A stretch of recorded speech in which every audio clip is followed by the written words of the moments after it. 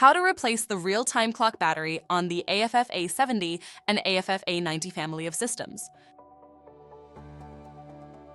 Determine the status of the controller and, if necessary, take over the impaired controller. If auto support is enabled, suppress automatic case creation by invoking the following auto support message.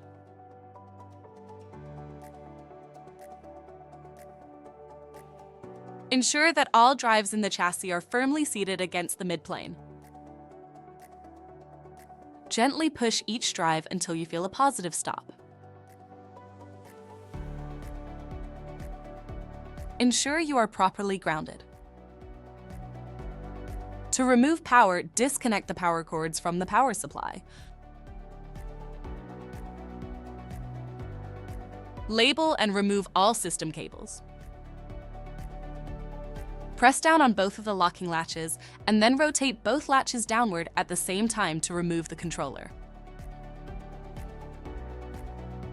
Open the controller air duct on top of the controller. Lift the air duct and rotate it upwards as far as it will go.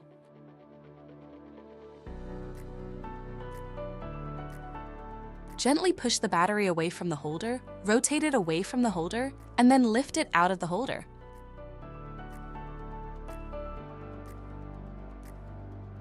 Note the polarity of the RTC battery and insert it into the holder by tilting the battery at an angle and pushing down. Close the controller air duct cover. Carefully align and slide the controller module back into the chassis.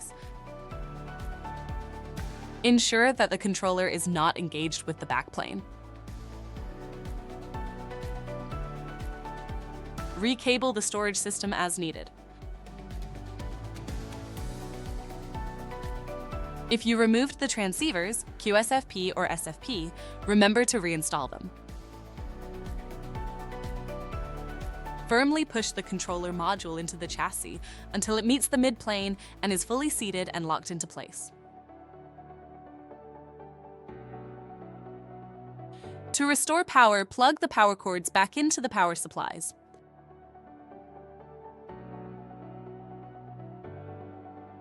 Boot ONTAP at the loader prompt. Return the impaired controller to normal operation by giving back its storage. If automatic giveback was enabled, re-enable it. If auto support is disabled, restore and unsuppress automatic case creation.